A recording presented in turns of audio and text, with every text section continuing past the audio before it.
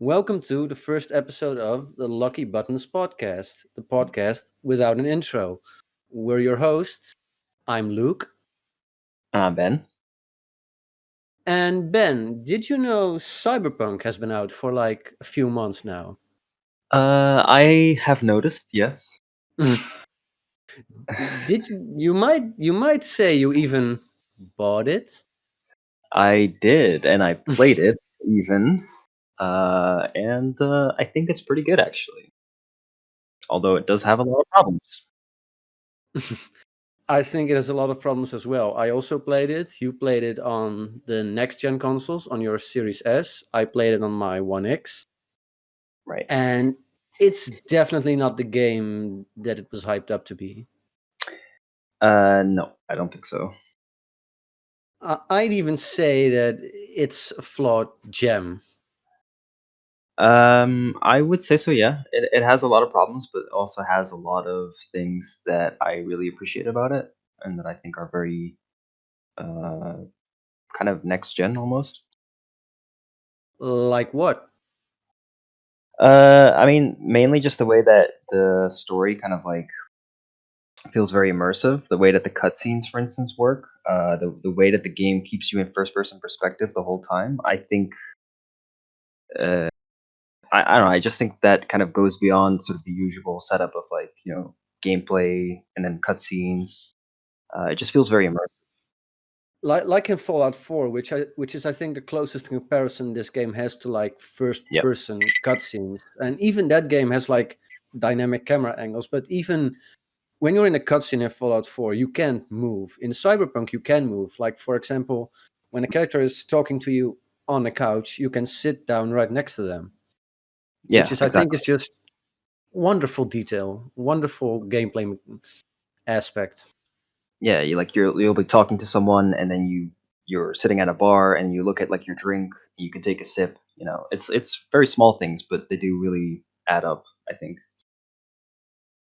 I also like you encountered Takamura, right? Uh, Already. yeah, You had yeah. that conversation with him in the, I don't know what it's called, the Chinese food store area. I don't know. I'm blanking on it right now. But you also have the option in a conversation with him there to like eat something, and it's like Yeah. I don't know the Japanese word for this food, so people are gonna be mad at us in the comments. But it's like four little meatballs on a Yeah, stick, yeah, yeah. and That you one. can eat it. But each time you eat, there's less meatballs, Yeah. and that it sounds so stupid and obvious when you say it Yeah. like this. But that's like a nice detail that I really appreciate. Yeah, and you do that, like, during the conversation, so it just feels very natural. I really like that. But beyond all those nice little details, there are some serious flaws with this game. Right.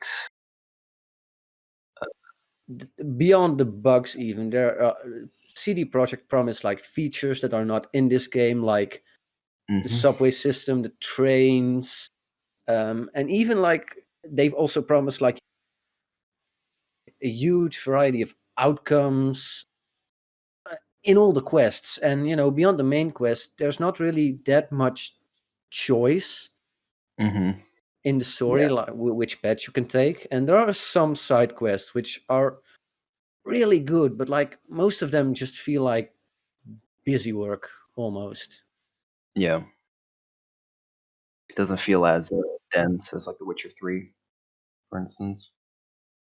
Even The Witcher 3, I mean, Cyberpunk does have individual animations for characters in every single quest. Like there are some shared animations between characters, like obviously, but a lot of it feels handcrafted. And Witcher 3 had that same thing, right? With like all the side quests having their own little cutscenes and feeling just as polished as the main Yeah. game. Yeah. Which is, I think, something like almost of a staple of CD Projekt at this point. Yeah, I think that's, like, sort of their style, you could say. I think that's also their major pitfall. Like they want so much Mhm. detail in every single aspect. Yep. People are gonna end up asking, like, but what if they don't succeed at doing that and they take on too much? which I'd say they did with this game. Which is weird, right? Because when you look at the trend of the last couple of years in video gaming, there's been like a slow shift from we gotta do open world, everything is open world, and we just want to make the biggest game possible, to like smaller games. Hmm. Yeah, I mean, you more. kind of saw it a bit in the reaction to games like The Outer Worlds, for example, like a smaller game from Obsidian that released 1.5 years ago. And people Mhm. were like, I miss this. Just a good game that's kind of dense in content, takes maybe 40, 50 hours to complete. And then, like, Yep. you're done. You've done everything. Oh man, sounds so good. It's like the games of our childhood. Yeah, it's yeah. I mean, I get why developers want to make games as big as possible. I get why players would want that, but yeah, I think time and time again, it's just been shown that it's not quite feasible for developers, but also for players. I wonder if the statement you said, like, gamers want that. I wonder how true that is. If you ask people who play games a lot, like, would you like more of this game? Everybody's gonna say yes. Yeah. But that doesn't necessarily mean they want to play the same game for like 200 hours. Yeah, that's fair. I think.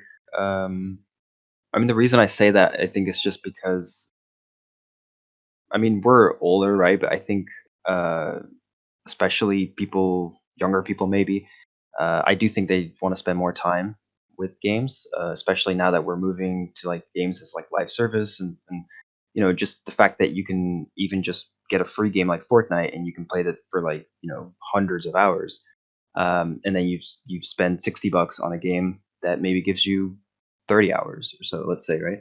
I think a lot of people do want more than that. Um, but obviously it comes down to like the quality, right? It's like you I don't think anyone wants like 300 hours of just very mediocre gameplay.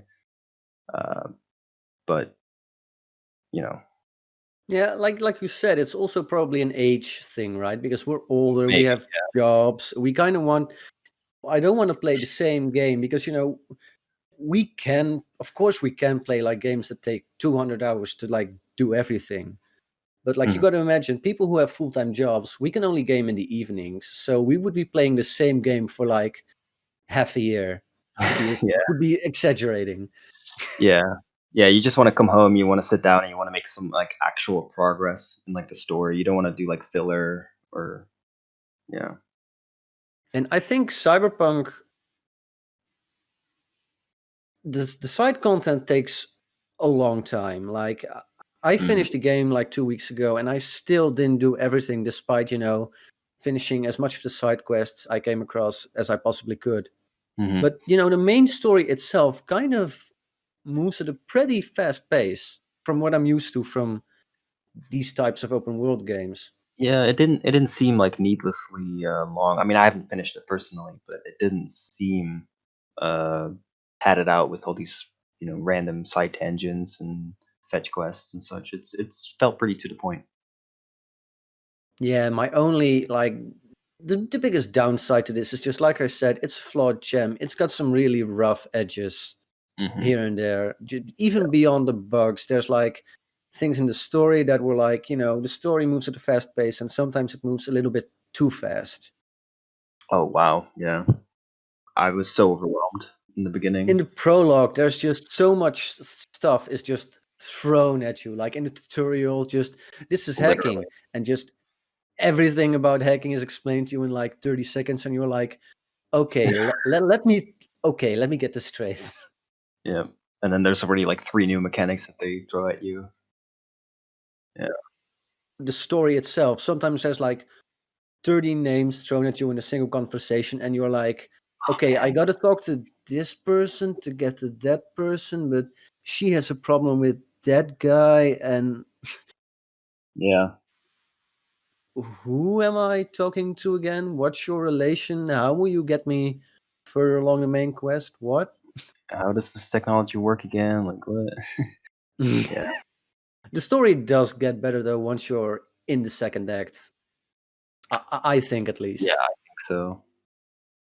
I It agree. also helps that most of the characters from Act One are dead. So Wow. there's like a smaller cast you need to worry about. Yeah, that's fair. I think they set up too many characters at the beginning right away. To get back to the rough edges, there's like obviously a lot of cut content in this game because you have the choice to tell Evelyn, I believe, about Dex's plans or vice versa. I can't remember exactly, but Hmm. there's like that seems like a dialogue choice. Like Evelyn says, "Oh, we can work together and fuck Dex," and you can say like, "Yeah, but I could also just tell Dex that you're planning to backstab him."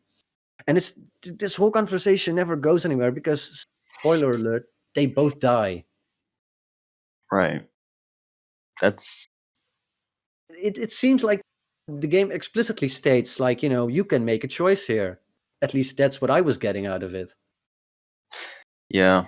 So that felt like cut content to me. Like they planned to do something with it. Maybe these two characters were supposed to live past the first act, but that never happened for Mhm. reasons. Maybe. I don't know. Maybe it was intentional that they set up like a grander narrative and then they killed them off. But I think your theory is pretty solid as well. At this point, it's still like speculation, obviously, because there hasn't been like any official sources who confirm this. When Keanu Reeves came on board, everybody kind of agrees that okay, they had a game and a story before Keanu Reeves came on board, and then when he came on board and said, I like this game, I want to be, a big part of it. They kind of rewrote everything, and that's where Hmm. a lot of the maybe awkward storytelling comes from. Hmm. That would be strange. I mean, didn't he come on like pretty late? I think E3 2019 was the reveal, right? That he was in the game. Yeah, maybe. I'm actually not sure if they announced it before that appearance. I think sources now say like he came on board in April or uh, February of 2019, so a few months before Oh E3, and then they kind of, yeah, wow. That's like I would say most of the story is done at that point, probably. So that would be yeah. So that's what I pretty was rough. getting at. Like, I wonder how much that impacted the story of the game Hmm. because there are some people who like fully agree with it that like they originally planned to have Johnny Silverhand have a much less impactful role in the game. And I don't know because y- I can kind of see it, but also I kind of don't. You know what I mean? Yeah, like I can imagine it. Like it does feel weird sometimes how prominent that character is. Like it makes sense because he's in your head and everything, but um, yeah, like I don't know. I feel like a lot of like he pops up in like side missions, for instance, as well, where you do something and then he pops up and gives his opinion. Like that sort of stuff doesn't really feel very essential to me necessarily. Yeah, but it also feels like if he was added last minute, like the character of Johnny Silverhand itself, then there wouldn't be many of those little snippets and side quests. But there are a lot. Actually, it surprised Yeah, me how much he pops up in side quests. yeah, and I think I even read somewhere that like if you do side missions in Act One, like they'll be the same, but he just won't pop up. Whereas in Act Two, he will. So that's Really? I don't know if it goes universally for every side mission because I'm sure some of them only unlock at a later point. But that's what I read.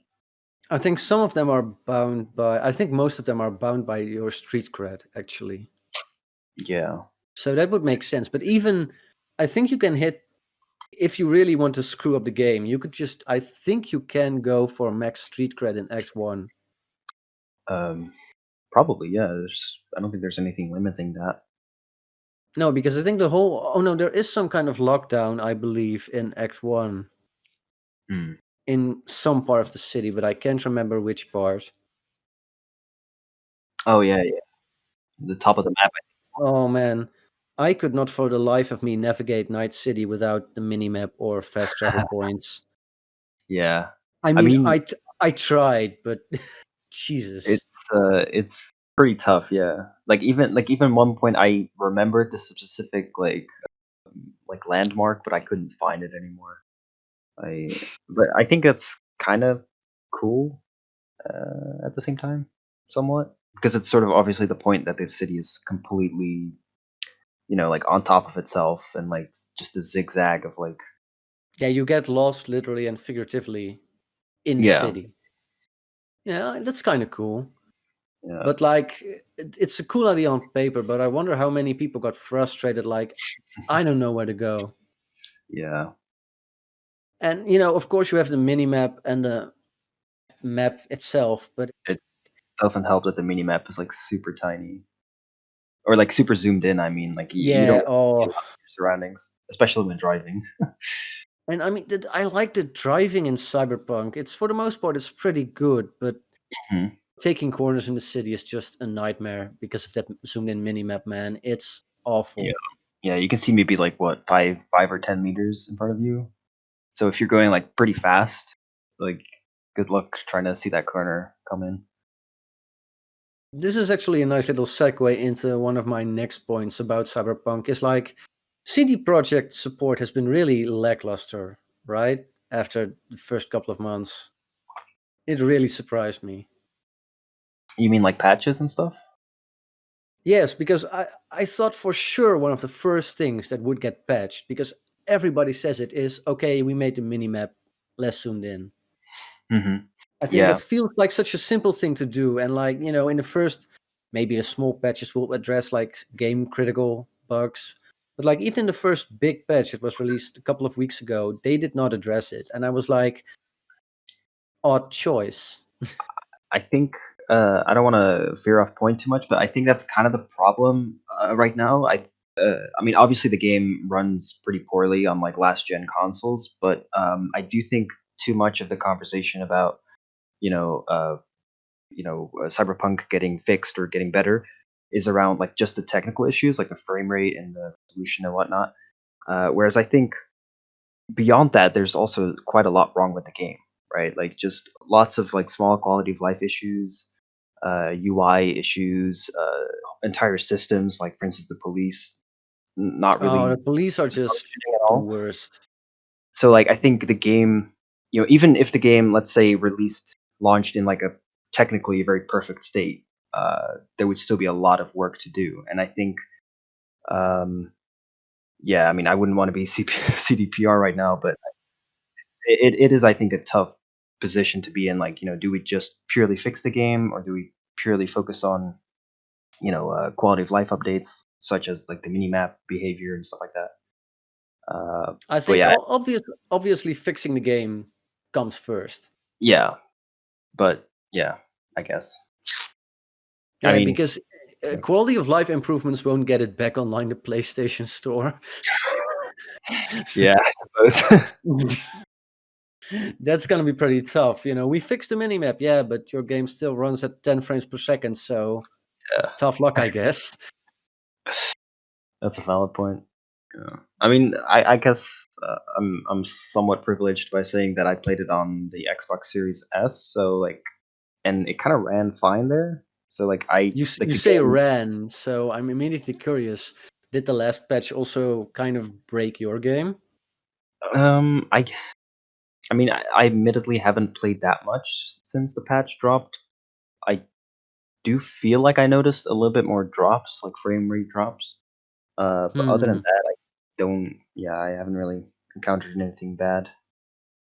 The But one thing I never encountered in all of my playthroughs, and I've seen so many memes of this, is characters T-posing. I never came across it. I think I've seen it once, maybe or twice. Hmm. But that was like day one, so Oh. that might have been hot fixed. But like, Even I bought the game on launch. Even then, it was like pretty stable for me. I don't know. hmm. No, I mean I had some like visual bugs, like with Judy. Like like walked up to her chair. She went to sit down, and then her character model just got flipped up to the ceiling, and she sat on the ceiling. It was really weird. Like I'm not sure how that happens, but it kind of ruined the cutscene a little bit. But it didn't really bother me too much. But other than that, I think the game has been running pretty fine for me, anyway, personally.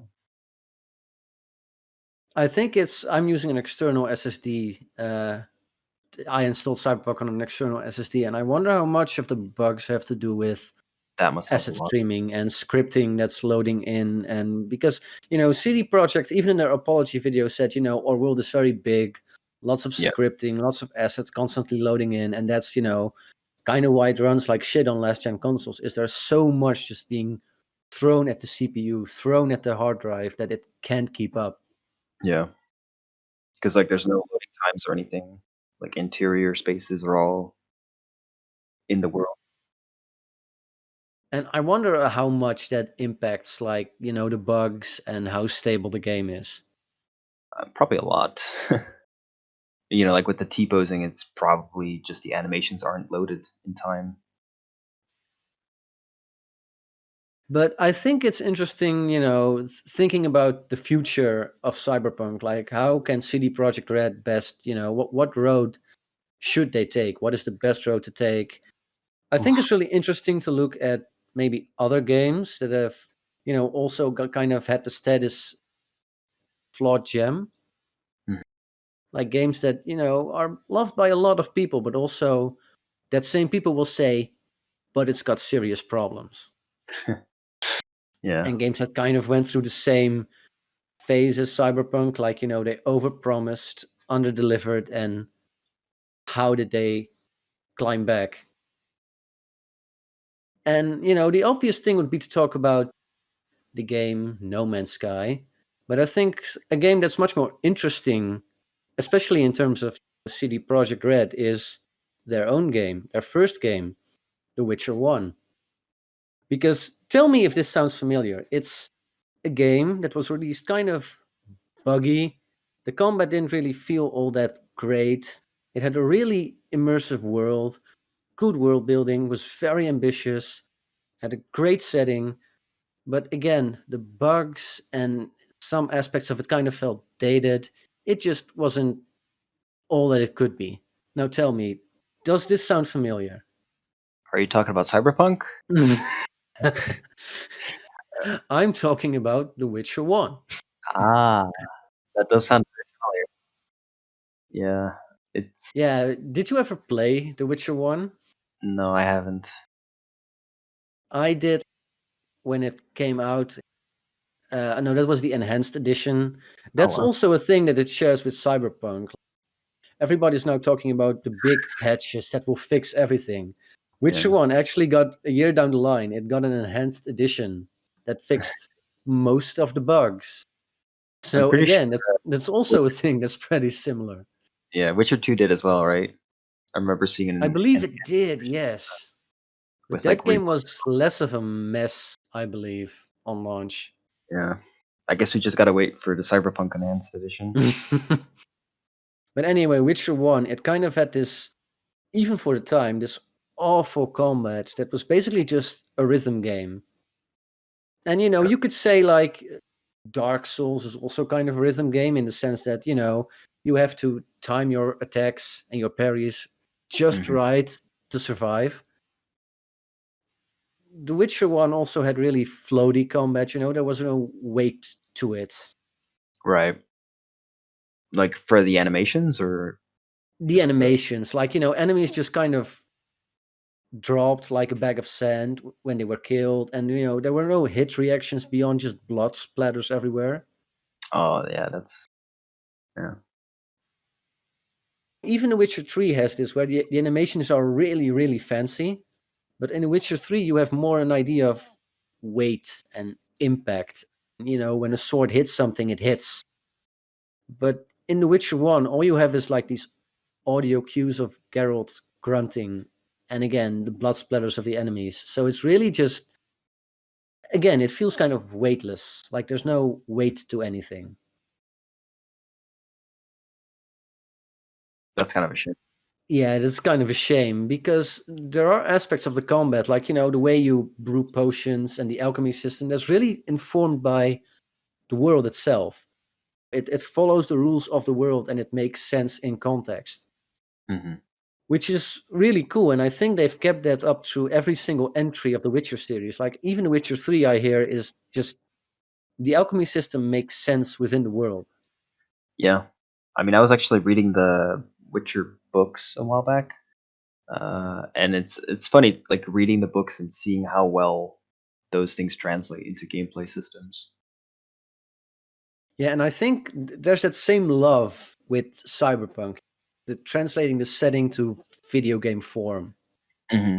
Yeah, Even down to characters which also appear in the pen and paper version of Cyberpunk, like Johnny Silverhand is from tabletop, I believe, and also Rogue and Adam Smasher. There are a lot of characters that they just, carried over. yeah,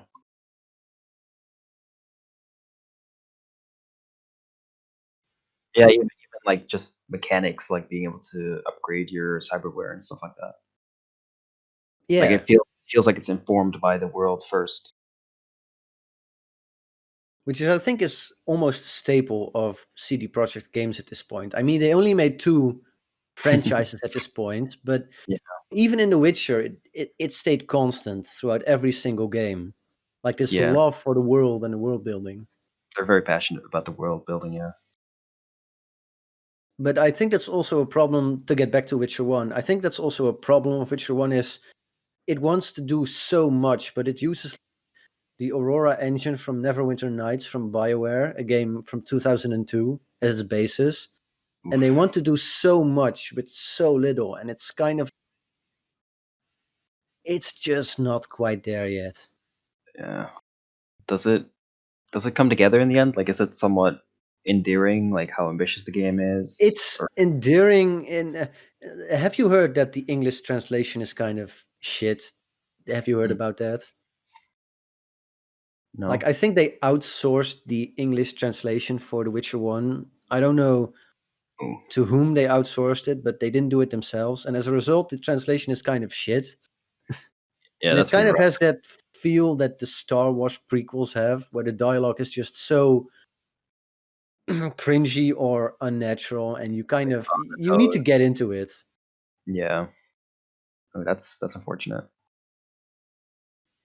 It does come together in the end, but it's just they're biting off more than they can chew here, even down to like the presentation. This game wasn't really a looker when it came out in like 2007, but even now it's everybody moves really stiff. The character models are kind of ugly, and this is the game originally came out in its original form in 2007, the same year as Mass Effect. 2007? Yes. I thought it was like a 2004 release. So. Really? Oh wow. I mean, it Yeah, because kind of looks like a 2004 release in some aspects. I thought it was supposed to be sort of a bit of a technical showcase for like a PC game at the time. So that Oh no, no, it was I not. assumed it was much older than that. Oh wow. But anyway, like the presentation is just in the same year as Mass Effect. You have this game with really Oh, stiff character models and just these tilted camera angles. It does not do the game any favors. Like I've heard lots of people who say, like, I played 2 hours of this game and I could not get through more. yeah. To kind of give you an idea of what the writing is like in the first game. At the beginning of chapter 1, a woman is fleeing with her kid from 3 ghost hounds. And it's this really the voice acting direction is just awful. So the mother is like, help, please. And the kid is like, mommy, what is happening? Look, the hounds. It's just it's really awkward. But Okay. then the kid manages to get inside the gate of the village. The gate closes dramatically. You see the mother like holding her hand out for her kid, like, no, don't leave me. And you go like, oh, she's dead, because the hounds were right behind them. Then you jump to a cutscene of Geralt talking to a guard. The guard says, there's a woman out there. And you see the woman alive again for some reason, who's like, help, the hounds are getting to me. And you have your standard RPG conversation where Geralt is the good guy and says, "I'll go out and I'll kill the hounds." And all right, the cutscene ends, the gate opens, and the woman is dead again. And now you have to fight the hounds. What? Okay. Yes, that's the kind of awkwardness that Witcher 1 sometimes has. It's just Okay. That's it's endearing, it's also kind of cringe, it's also kind of bad, but it's endearing mhm. It's in ultimately its in its right. own world, in its own weird way. Yeah. I think the comparison with Cyberpunk here is it shares a lot of similarities with the state it came out in, like buggy, kind of dated in some aspects, really ambitious in other aspects. The Mm. combat is kind of the weakest thing about it, which I also think is the weakest aspect of Cyberpunk. Yeah. It's not bad, but it's pretty basic for like all the promises of being, the next generation of open world gaming. The combat feels really just I agree. Bethesda game kind of gameplay. Mhm. But I think what Cyberpunk can learn from the first Witcher game is kind of a message of optimism almost, because Witcher 1, if like CD Projekt was part of EA, they would have said like, this game is kind of a mess, maybe we should just we'll let BioWare develop next Witcher game, and you guys can just you, Yeah. you can have your checks, and we'll just disband your studio. Just quietly ignore it. But CD Projekt was like, no, there's something great here. We're just gonna take the feedback, really polish our next game, and then full steam ahead. And eventually, when you do that, you'll get a game like Witcher 3, which a lot of people loved. Yeah. It's pretty crazy when you look at the Witcher trilogy, like just the leaps in quality for every game.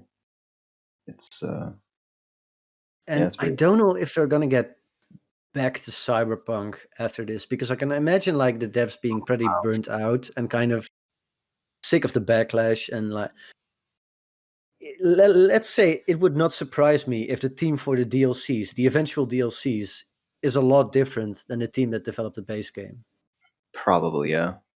They probably have to hire on just to work on that DLC. I do think there is like a strong basis in Cyberpunk for DLC though, or like Oh, absolutely. iteration is the correct word I'm looking for. Mhm. Because I think Cyberpunk, like The Witcher 1, has the advantage that a lot of the negative feedback is the same feedback. There are not like people who all dislike different things about it. It's more like everybody agrees the police system is bad. Mhm. Everybody agrees like this game overpromised, underdelivered. So don't do that anymore. Focus on improving for your DLC, for your sequel, maybe. Like, and we know from experience from The Witcher 1 that CD Projekt is capable of looking at its games in a serious light. Like, okay, how can we improve this? I mean, I hope that they can do it for Cyberpunk. Um, I mean, like you said, I hope that they stop like overpromising and such. Even though they've done it for the patches themselves at this point. I believe the guy also said like the PC version is fine. And everybody was like, have you looked at the videos of the PC version? There are still some pretty serious bugs in there. Yeah, like it's better than the console versions, but that doesn't really say a whole lot. Yeah, and he only talked about the bugs. He didn't talk about, the things people agreed are just Yeah, exactly. Exactly. That's kind of what I meant before with like the conversation is too much on the bugs. And so I hope Cyber or CD Project kind of sees that as well. You know that they're not just like, okay, we fix all the bugs. Let's say patch 1.2 fixes everything, right? Uh, that they're like, okay, we did it, we're done. It's great. See you next time. I hope that they do keep at it and look at their own game critically even just the mechanics and like just some of the more gameplay driven stuff. Speaking of doing exactly that, you know who did exactly that? Hello Games, Yeah, which is the next game I wanted to talk about, which is like the comparison everybody's making on the internet, of course, No yeah. Man's Sky, which is a game that did the exact same thing as Cyberpunk, which is overpromise and then underdelivered. Seriously. It's pretty wild. Yeah. I think the only difference so far is that CD Projekt hasn't gone radio silent for 7 months. hmm Which I mean, I'm not. Yeah, I was about to say like I'm not sure actually which one I prefer, which approach, because sure it's nice that CD Projekt is talking about the game more, but yeah, as we've seen, They're not it, doing a pretty good job of talking about the game. yeah, they're just right back with the overpromising like, oh yeah, this this patch is gonna fix our game, and then patch comes out and it does pretty much nothing for the most part. It made it For worse, actually, which is something I'm like, how do you how do that? yeah, it's But impressive. No Man's Sky is also like the ideal redemption story Hmm that CD Projekt should aspire to follow. They went radio silent for 7 months, and then they just, patched everything in that they said they would, and even more. That's pretty great. hmm Because you played it at launch, right? And Yeah, I still did. are still playing it. Not actively right now, but I am. I did check back into it over the last couple of years, Hmm. every now and then. So did you also get on board the hype train for No Man's Sky before it was Uh, released? a little bit. I wasn't like I never really bought into the whole idea of like, oh, you can do everything, and it's like it's this massive world that you can spend the rest of your life in or whatever. But I was excited for the game. I was definitely expecting it to be more, you know, more fun, more adventurous. But you did stick by Hello Games, because there were lots of people who were like, in typical gamer fashion, like, this is the worst game ever. I'm never going to play this again. I'm going to get my refund and fuck games. Yeah, yeah. I'm generally not really like that, but I wasn't too upset with it. I think.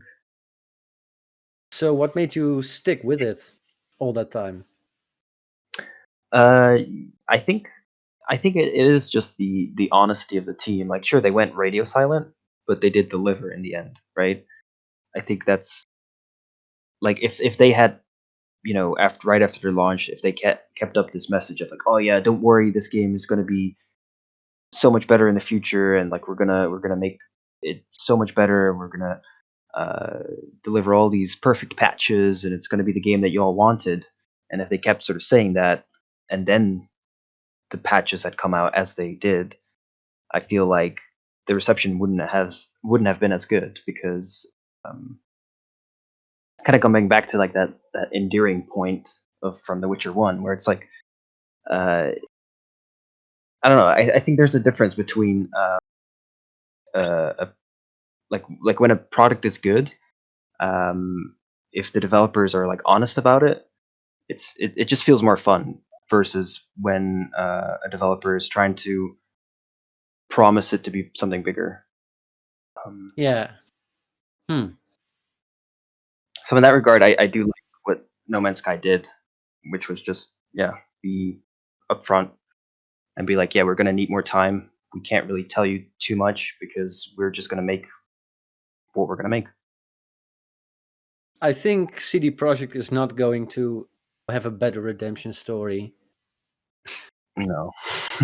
because they already made the first mistake. No Man's Sky, Hello Games, just like you said, they went radio silent, and just out of nowhere were like, we fixed it after Yeah. 7 months.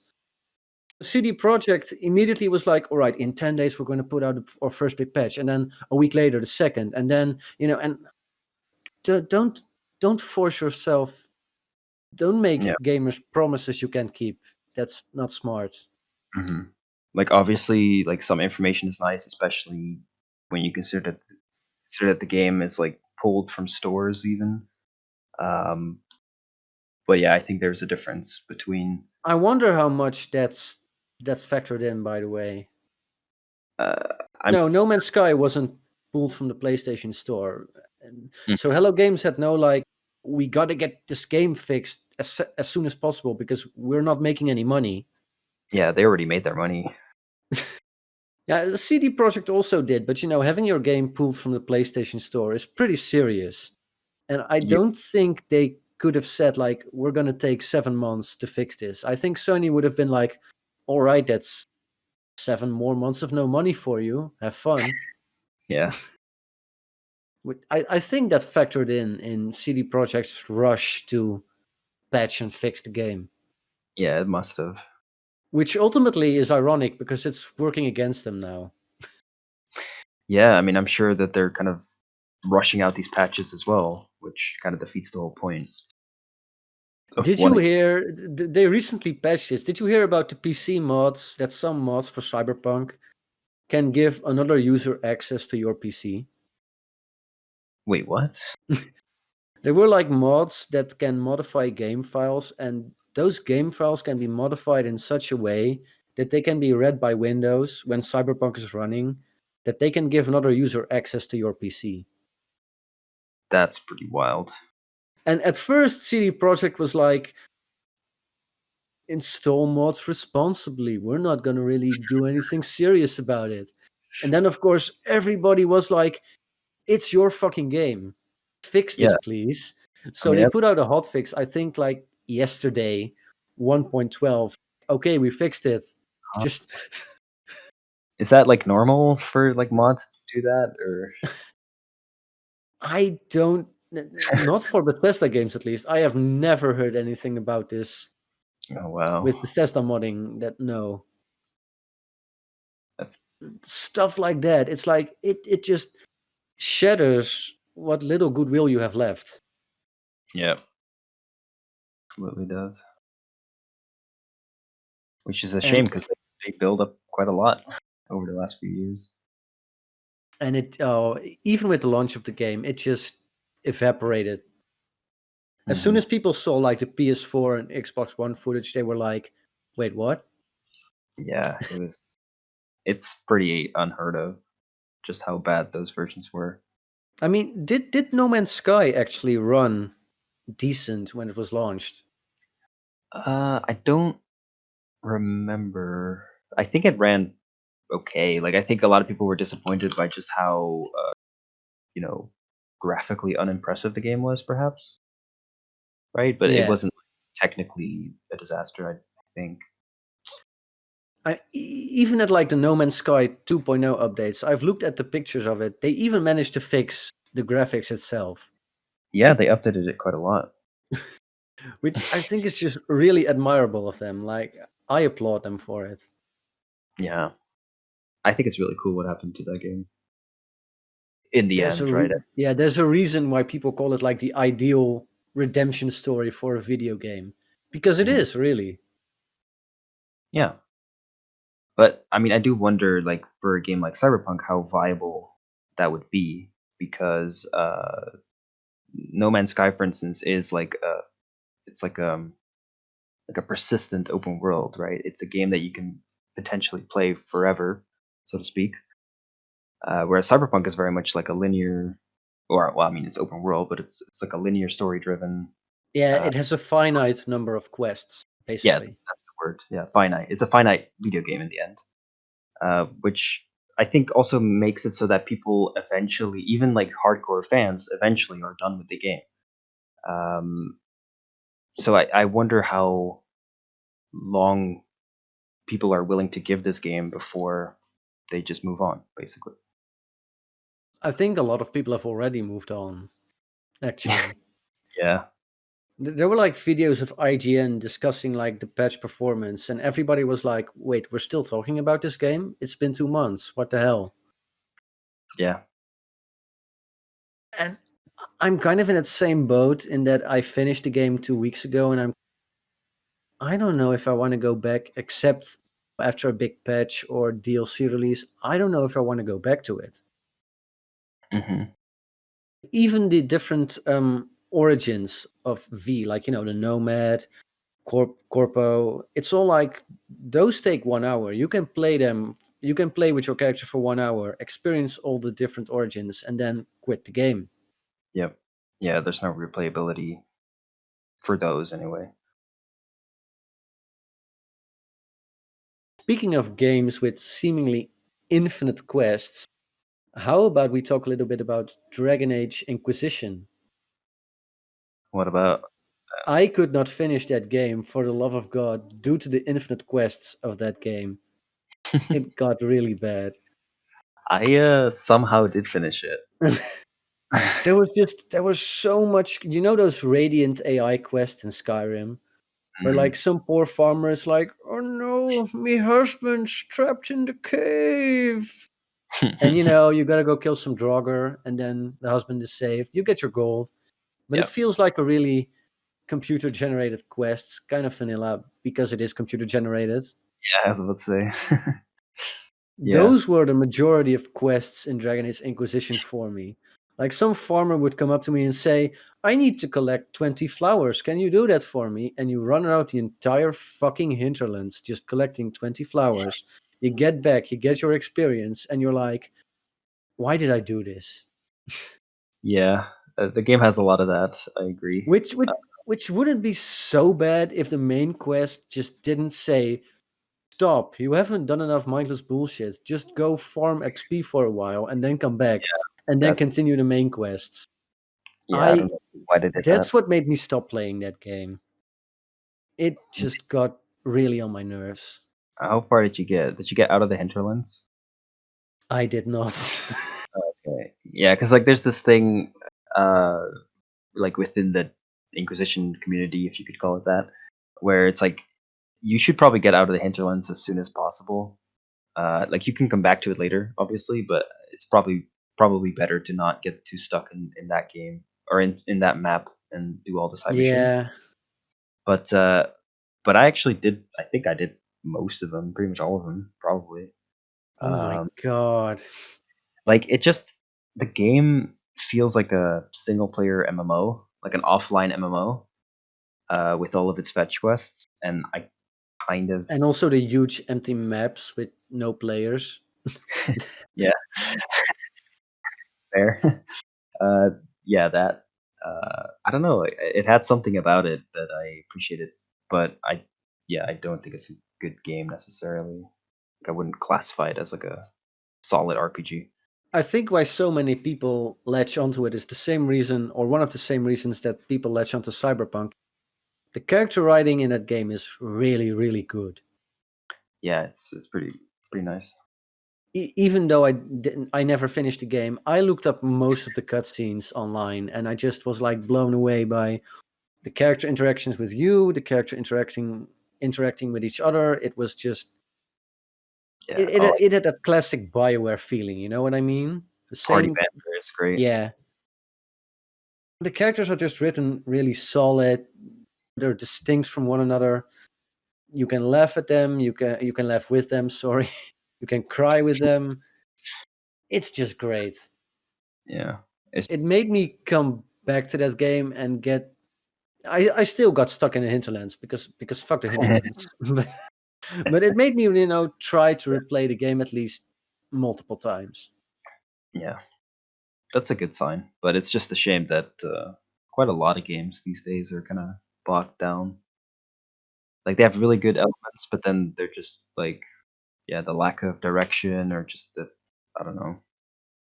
I think that's a weakness of open world games in particular. Like we have this game that's so big, but we also kind of want you to do the main quest, but also the side quest, and like that. It's tug of war basically. Yeah. Like, And I think Dragon Age Inquisition really suffers from that. you know, yeah, like about that tug of war. It's almost literally when you look at the the main story, for instance, in these types of games is so often like very time sensitive. Like in Cyberpunk, for instance, which it just feels like a tug of war between like the I don't know, the gameplay designer and the writer being like, oh man, I want this really specific narrative, and I really want that to come through, and then the gameplay designers, no, I want like hundreds of hours of gunplay combat, and so they couldn't quite decide what they should do. So you kind of just end up with a bit of a messy game. Yeah, because I think like a 200-hour game could work potentially, right? There's no reason why that couldn't work as long as everything supports that idea, right? As long as like the story fits it and the world suits it, but they often don't. I think the fix for the urgency problem that creeps up in a lot of open world games is really easy. Just have, at points in the main quest, have characters say, we need to prepare some shit. For a couple of days, just do our own thing. You do you. Yeah. Which is so easy, and it takes like a couple of lines and, a couple of minutes in the voiceover studio and maybe a couple of hours, couple of days of scripting. Why don't games do that? Yeah. I mean, Cyberpunk does it, but I guess not enough. Yeah, Because like, Cyberpunk's problem is more like you're dying in 2 weeks, but you can just do side quests for like what feels like 4 months, yeah, yeah. which is his biggest problem. And I'm baffled that they should have just cut that. There's even a button to skip time in the game, which is kind of funny when you think Yeah, about it. I noticed that. Yeah. It's like, sure, it works if you need to be at like a specific location at a specific time for a quest, but yeah, when the story's all about The quest would say you have to wait a day. I waited a day, no call. I waited another day, no call. And I was like, I'm just gonna do my own thing now. And then time. suddenly they would call. Oh man, it's like I'm literally dying over here. Please call me. How about we talk about the Outer Worlds for a minute? Mm, I've not played that. Yeah, unlike Dragon Age and No Man's Sky, it's a small game actually, and it's also a game which I really, really liked for most of my time I had with it. Yeah, I still got to get on sometime. I still gotta play that at some point. Oh, you should. I think it's great for like. I think it didn't even start $80. It was like 40 or something like that, which I I think think is a reasonable price. yeah, I think it's very admirable in this day and age, maybe to like release a game that is honest and open about the fact that it's not like the next big thing, right? I think it also helped. There were no bugs compared to like the T poses and the missing geometry of Cyberpunk and Outer Worlds. It was just Yeah, so polished, and I miss that in yeah. games.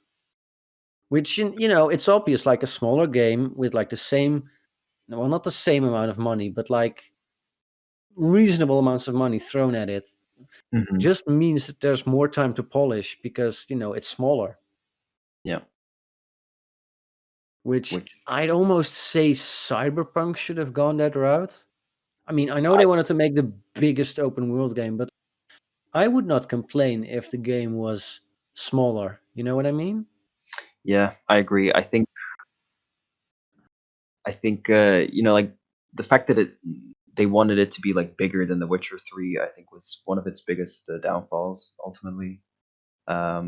Because obviously like a city setting is much denser than like a like The Witcher 3, which is like open fields and forests and such. Um, so like you already have to make so much more content like per square kilometer, let's say, uh, that it just doesn't make sense to make something on the same scale. So I think they should have initially, like when they were pitching the game, like the Cyberpunk world, they probably should have already said like, yeah, this is going to be smaller in scale because it's going to be denser. Um, but they were just like, no, it's going to be denser and it's going to be bigger, uh, which didn't really turn out very well. Yeah, you could say that. The one thing I don't like about the Outer Worlds is that its main story is kind of boring. Like it kind of has the same problem as Cyberpunk, where sometimes the main quest feels really generic. Like, oh, you gotta go to that character, but she needs help with this, and then you're before you know it, you're like layers deep in helping people, but you don't know why you're helping people, and it kind of feels like you Mm, don't know why you're doing anything.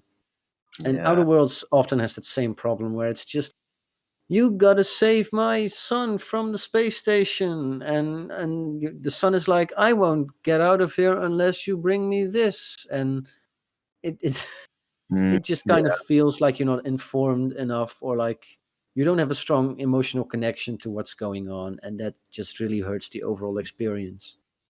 mm, that's unfortunate.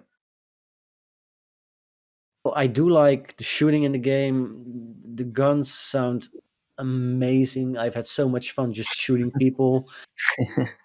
It even has that same slow motion VATS cutscene, that ability. Like you slow down time and you shoot enemies, but you're in real time almost. Right, yeah. And oh It's man. like those weird ragdolls that just go all over the place.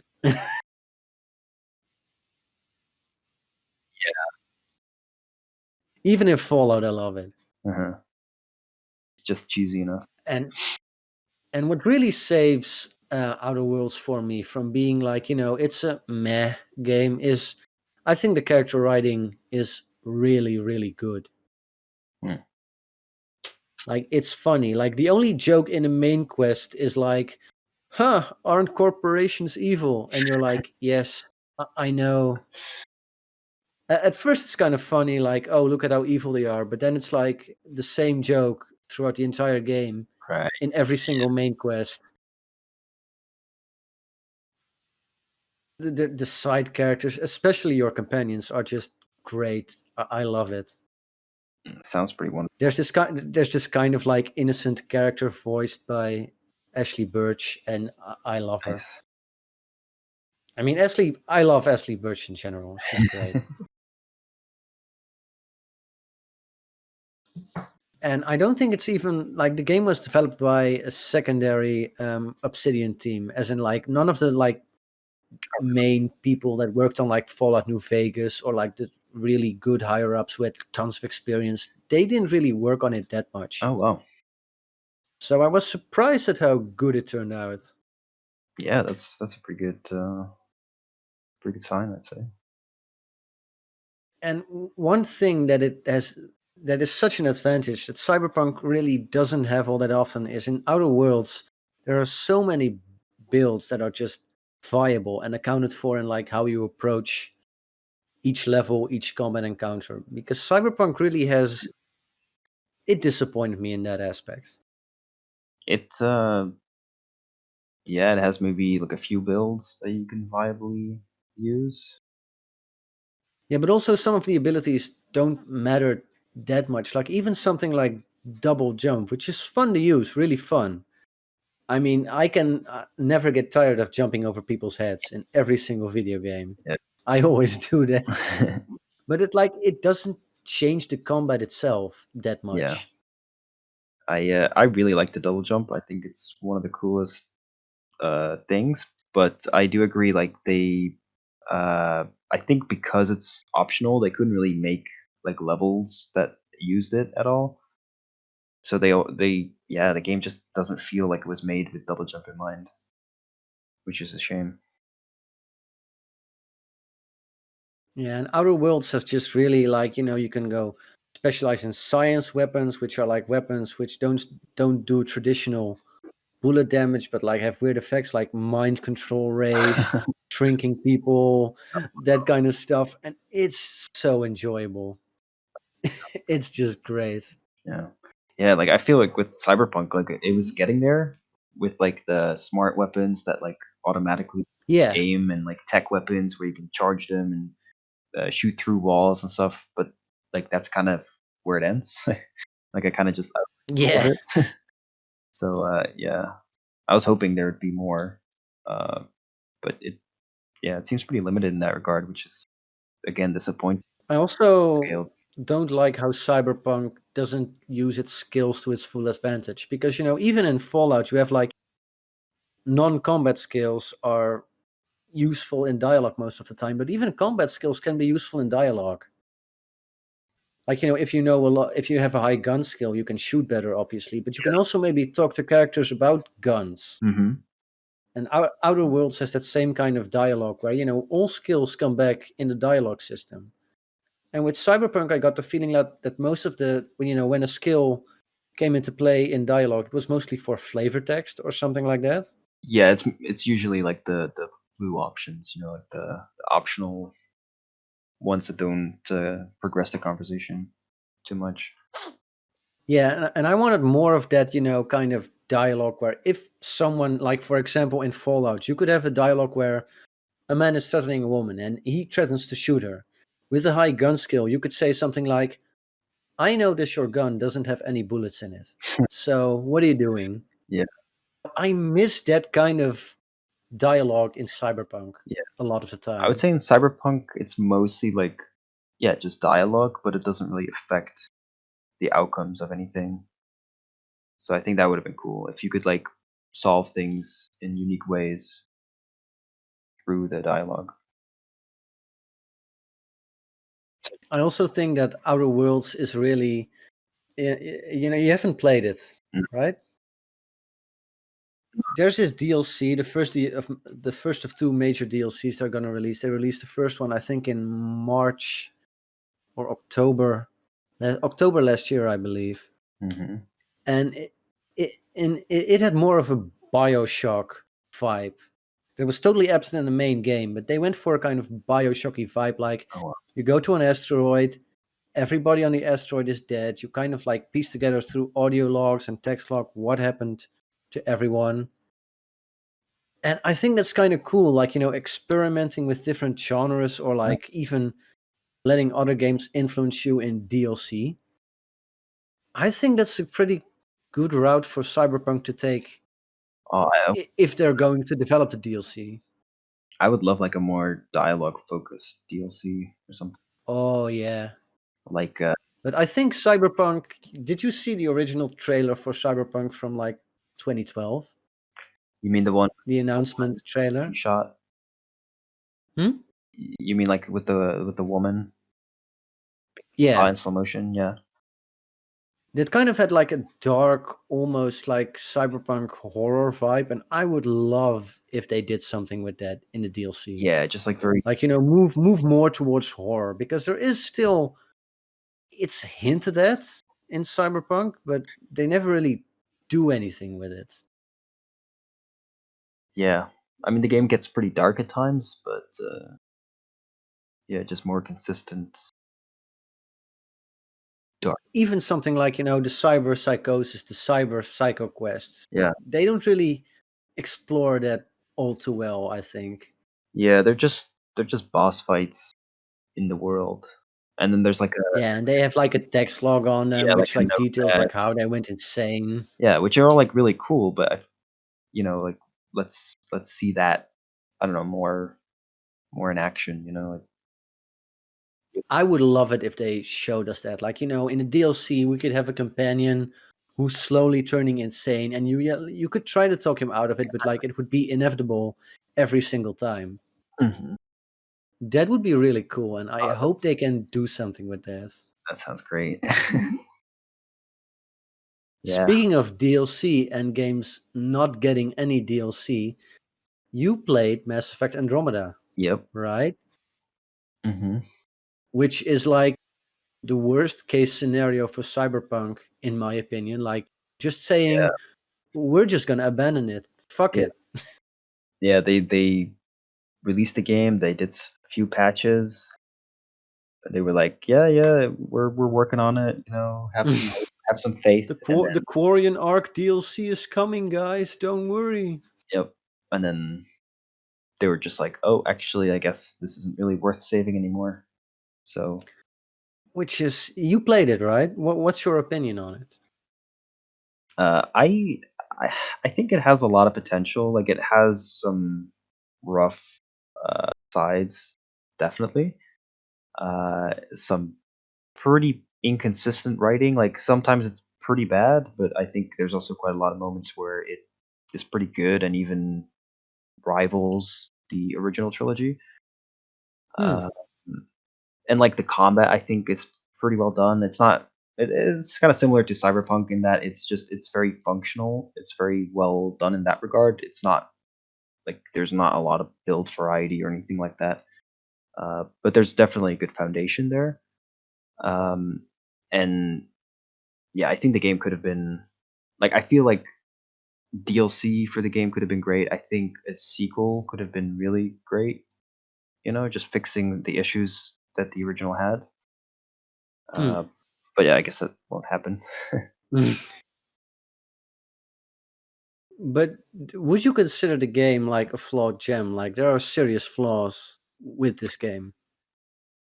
I It's tough because I do think it has some really good things going for it, but I'm not sure if those are like actually good or if I just personally really like them. Like for instance, the game does remind me quite a lot of the original Mass Effect, like the first one, in Mm-hmm. terms of some of the UI and the way it's sort of some of its world building is presented with like the codex and stuff. Um, so like I liked those elements because they reminded me of that older game that I really liked. Uh, but yeah, they're pretty dated because of that.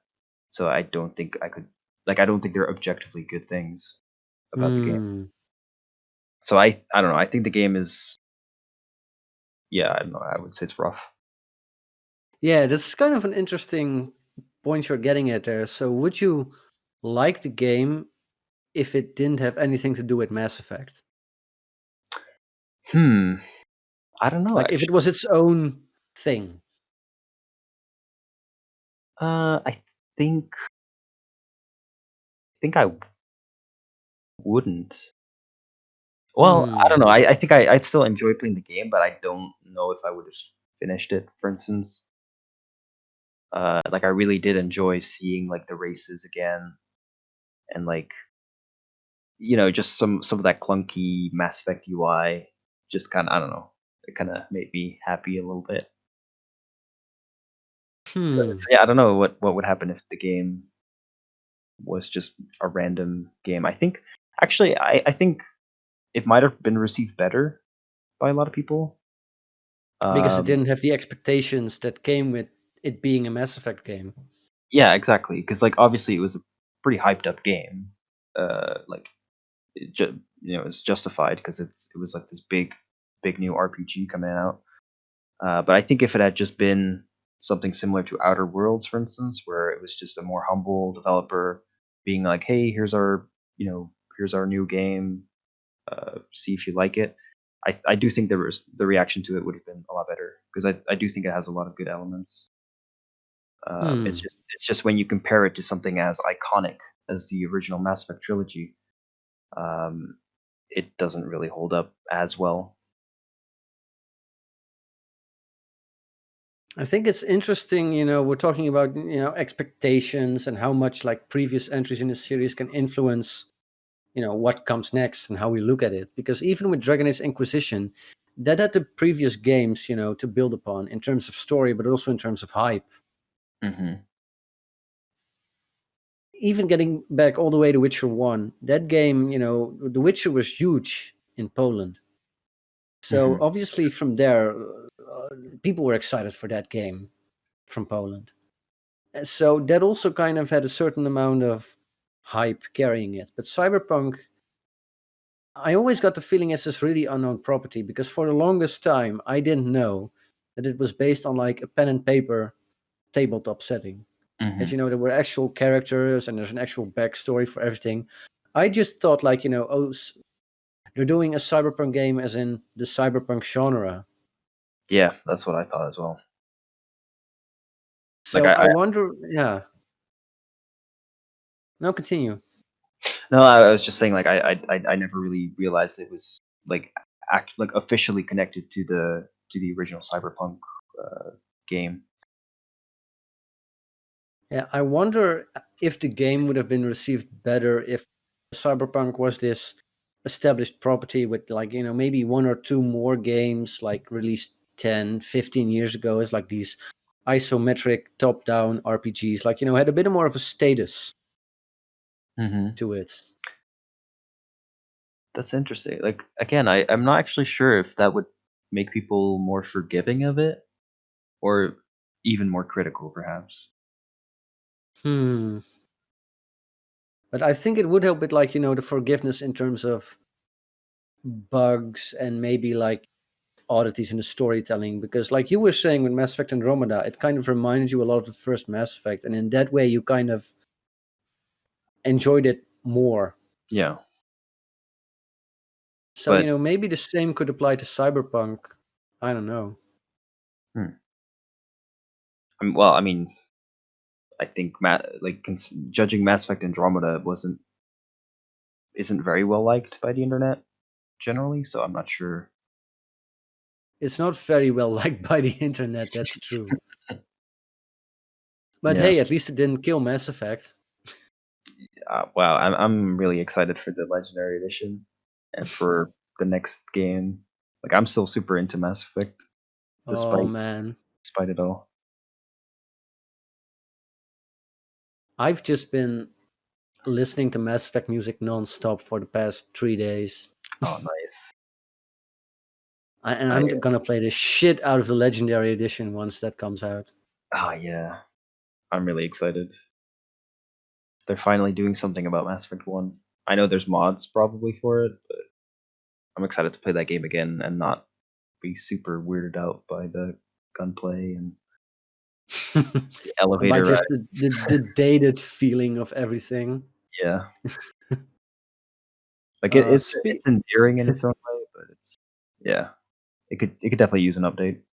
yeah, we've evolved in terms of game design since 2007. That's true. Yeah. Speaking of like games which are like buggy and which are like known for their bugginess, besides Cyberpunk, what other game comes to mind when we talk about bugs in huge open world games?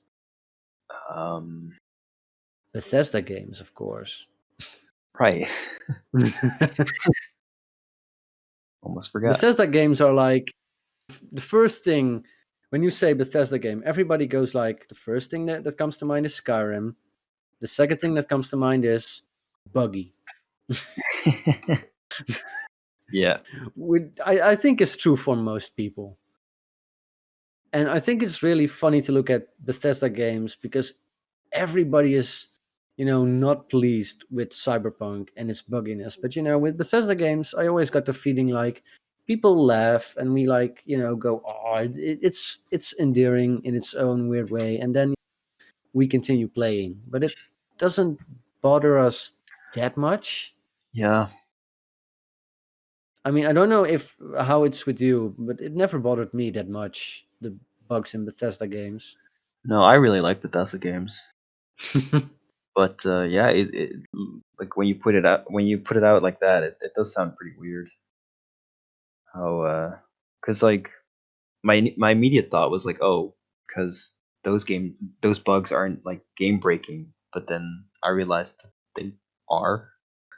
Yeah, there are like bugs in Bethesda games where like quests break, characters Yeah, die that are not supposed to die, and quest stuff like requires you that. straight up Yeah, disappear from the world or something, so you just yeah. can't progress. Why do you think that Bethesda games get a pass, but like Cyberpunk doesn't? Man, I don't know. I think it's because, well, I mean, for me personally, I would say it's because I do appreciate a lot of what Bethesda games do that other games don't. So, for instance, the fact that like every single object in those games is like physical. So, like in Skyrim, every single apple and every arrow and you know every bone of a skeleton is like a physical object that can move around and that like can be manipulated. You can pick it up and everything. Um, that kind of physicality and that kind of detail obviously puts a lot of strain on the engine. But I do really appreciate, um, just having that level of detail, and I do miss it sometimes in other games.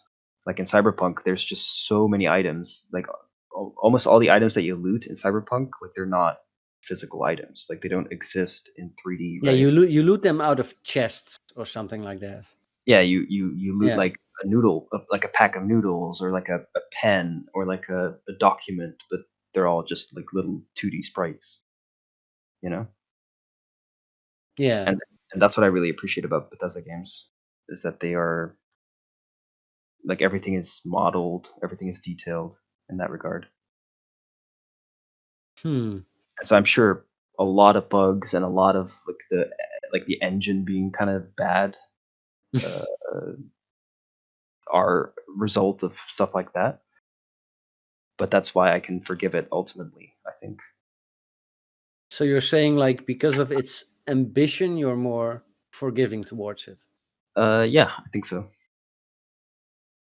But like Cyberpunk also has a lot of ambition and drive behind like a lot of its systems, a lot of its story. You can clearly see the labor and love that went into it. So what's different there, in your Yeah, opinion? I guess I don't know. I guess I do see some more flaws with Cyberpunk, or with its systems. Like, I guess like the police system, or like the combat, or the driving. Even like it's not. I don't know. It doesn't really feel too uh, crazy different from other games. To warrant such drawbacks. So what you're saying is you wanted the driving in Cyberpunk to be like in Skyrim when you like go with your horse up the mountain and like it can get up impossible angles. You wanted that. Well, I mean, maybe. Uh, You wanted to just be able to drive up buildings like 90-degree angle. Sticky tires. Well, how do I say it? I don't know. I guess like if Skyrim, let's say if Bethesda, like in Fallout, let's say, had vehicles in it, and Hmm. they drove like you would probably expect them to in a Bethesda engine, right? Which is like super clunky and super bad. It would probably be like I'd probably be less forgiving of that, because it would just feel really clunky and weird. But Bethesda isn't really uh, like, I think they're smart to not focus on that, because there are vehicles in Fallout, for instance, but you never get to actually use them. Um, Yeah. like like imagine if Cyberpunk did the same, where it's like, hey, we can't really spend too much time on making this feel good or feel polished, so we're just gonna skip over it or something, right? Yeah. I also wonder how much of an impact the modding community has on like the opinion of Bethesda games, because a lot of the times when you say like I I think that encountered this very serious bug in Skyrim, somebody will say there's a patch for that. Here it is. I think that helps. Yeah. Because the game you remember, like everybody has different memories of Skyrim, and I think that's just because people play with mods, and so it's never quite the base game itself that you remember. It may be like you would remember something a Hmm. mod added or changed, and I think that colors people's opinion of it very Yeah, much. that's a good point. I mean, the games I think are still popular on console, like Skyrim and Fallout. But yeah, that's a good point. I think Skyrim was helped by that it was kind of at the birth of like the open world craze in video games. Yeah, Like at that point, Bethesda was really the only one doing it. yeah, So you couldn't get that experience anywhere else. Whereas now everybody is trying it. And some are even like succeeding at it better than Bethesda is, in my opinion. such as. Well, I thought The Witcher 3 really, when you put it next to like Hmm. something like Fallout 4, it's just leagues ahead Yeah. in presentation, world design, story. It was so much better than Fallout 4. Yeah.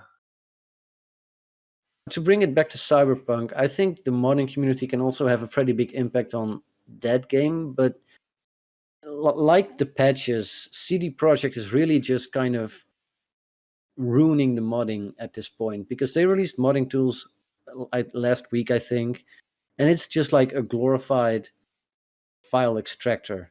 Like there's no like actual editing of game files of assets. It's just like you can look at some of the models here and like read the documents or whatever the files stuff like, but no like serious modding tools like Not Bethesda even. has where you can just make new quests and everything. That's just not there.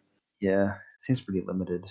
I mean, did The Witcher 3 ever get like real mods in the same way as Skyrim did, for instance? I don't think I so. don't think it got quite as a robust modding kit, but it definitely got something where you could make like very simple quests and replace assets and stuff like that, and even create new assets, Hmm. armor sets and something like that. But no like total That's, conversions or like entire new areas with their own quests and weather systems and stuff like that. hmm.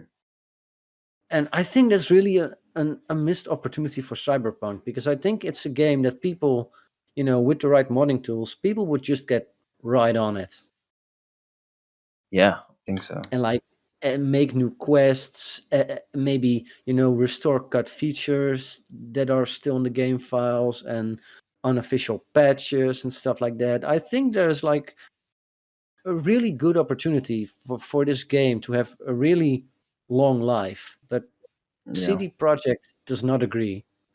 So, do you know if like mod tools are just really hard to make, or if it's like an engine thing, or is it just like CD Project would be like, no, we don't really want people messing with our creative vision?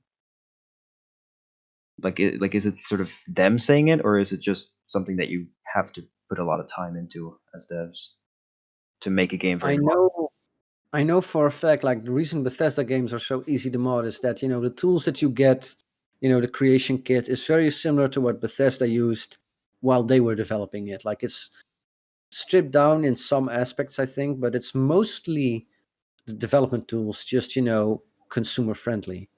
And of course, the engine helps in that they basically have been using the same engine since Oblivion from 2006, but that helps, with modding in the sense that you don't have to learn everything again with every single game. Hmm.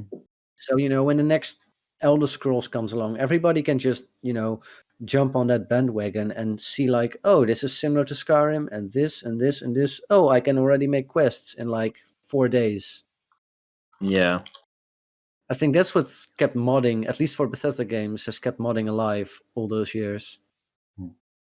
And even The Witcher 1, I think, had like a basic tool to make new quests or modules, I believe. I can be wrong on this, but I don't know if, yeah, I mean, modding tools do need to come from like the developer most of the time. And, maybe CD Projekt, like you said, is like, we don't really want people messing with it, or we don't really have the time or energy to like I can imagine, especially with Cyberpunk, as they were crunching pretty hard, that they were like, "We're not going to make modding tools." Right. I can see them saying that, but Hmm. I do think it's a missed opportunity, like I was saying, because it can really just give your game a long life, and people will keep talking about it because Yeah. there's always Skyrim is still in the news. I mean, did you notice like beyond Skyrim that they added a whole new area from Cyrodiil to the game? That Oh was in wow. the news a couple of months ago. And like the Oblivion remake in Skyrim's engine, that was in the news a couple of days ago. It's like Yeah, that's still exposure for Skyrim, basically. it's crazy. Yeah, that game's It's still. Uh, crazy. I would say it might even be like the longest running single player game that's out like right now, maybe. It's just insane. And I mean, not Yeah. even Fallout 4, which, is the newest Bethesda game, the newest single player Bethesda game at least. Not even Fallout 4 has managed to like stick around for quite as long as Skyrim does. Skyrim is just wild. Great. Skyrim is just forever, man. Yeah. As long as they'll keep re-releasing it on consoles, Yep. we're never gonna get rid of it. But I think in terms of modding and CD Projekt not really wanting to invest in it, I think it's also there's obviously a lot of cut content in Cyberpunk. Like the trains are missing. I believe one CD Projekt dev already talked about, the police were originally going to have a much better system in place and stuff like that. I don't think they want people to find out just how much there is in the files. Right. And so that's why there's no modding tools? Or Yeah, very basic, just file extracting, no looking at advanced scripting or anything like that. mm, There's always, because people have been using what people did manage to find and what mods they did manage to make. It's all thanks to the tools that CD Projekt released for The Witcher 3. what? And what I'm getting at is that modders will always find a way Yeah. to read the files of your game. They'll always find a way. Yeah, there's no real sense in trying to hide it. But I think Cyberpunk also had a pretty bad crunch at the end, so I don't think like people are happy that they're getting asked about its development and they're like, I'd rather not talk about it. Yeah. We tried. We tried, but and I get the feeling that crunch is getting worse for some reason in video What, games. okay. Hmm? Like across the board? In the sense that I've even heard like developers from Bungie talk about Halo 2, a game that was also crunched pretty badly, and they were saying like we wanted to make the best product, and we just kind of we were over ambitious at first, and that kind of shot us in the foot. They talk about it with a sense of love and passion that you can read between the lines that you don't really get nowadays when game developers talk about crunch. They mostly just say, I was miserable, everybody was miserable, Yeah. I tried my best, but I would never do it again. Yeah, I think it like comes down partly due to like just productions being so much bigger now with so much more people. So like you're crunching on something that probably doesn't feel that close to you. Like when you're working like with a small team on something and you're crunching a lot, then there's probably a sense of like, oh yeah, like we can ultimately do this. There's a camaraderie there, right? That you don't Yeah, really get. because it's small team, you know everyone, so that kind of helps with yeah. Yeah, you don't really get that when you're working with like 200 other people across the world, maybe. Um, so I think that contributes to it a lot. As I don't think the pandemic helped either because Absolutely. they had to work from home the last year of development, and I think that really just made the crunch that much worse. Can you imagine crunching from home? Yeah. It would be rough. Yeah. Cyberpunk needed more time, which is crazy to say for a game that has been in development for like 8 years, but they needed more time. hmm Yeah. And I've heard people say like 2022, and I think that's a bit extreme. Maybe a year would be ideal, like 2021. I think so. Yeah. I mean, I think a lot of the content there is good ultimately, but it just needed more, obviously, more technical polish. Maybe just some fleshing out some of the dialogue choices, things like that. I think a lot of the foundations are solid enough. So yeah, like a year probably would have helped a lot. I wonder how much content they cut, because most of the cut content that has been hinted at or talked about like by third party sources, which may be reliable, unreliable, is like aspects like, oh, there was like a much more advanced police system, trains, stuff like that, which hmm isn't that fast of cut content. But then you have people saying like, no, entire quests were cut, characters. There was this underground metro system that had people in it and its own quest and its own world within a world, and it all sounds crazy. But I'm like, again, coming back to like modding tools, I wonder how much is in the game that people can see, and like, from that infer like, oh, this is a pretty huge deal actually. Yeah. I mean, I'm just hoping to see some of that come out eventually, maybe through patches or something. If is smart, I think they should repurpose it for DLC. Yeah. I mean, of course, it would be obviously, you would be admitting to, oh, all right, we cut this, but now it's back, but we cut it. Yeah, that hurts. But I think people would be just as happy to see it re-implemented in the game. Yeah. I don't think it would be a problem if they would reintroduce it. The only way I could see it being a problem is that the implementation is somehow worse than what they initially promised, Yeah. which I could see going wrong because CD Projekt has kind of been on a trend lately with that, but I don't know, it could work. Yeah. Yeah, I'm very curious about the future of the game, but I guess we'll just have to wait and see.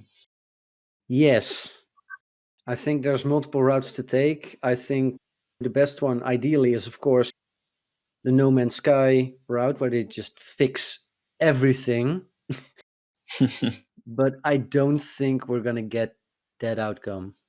No, I don't think so.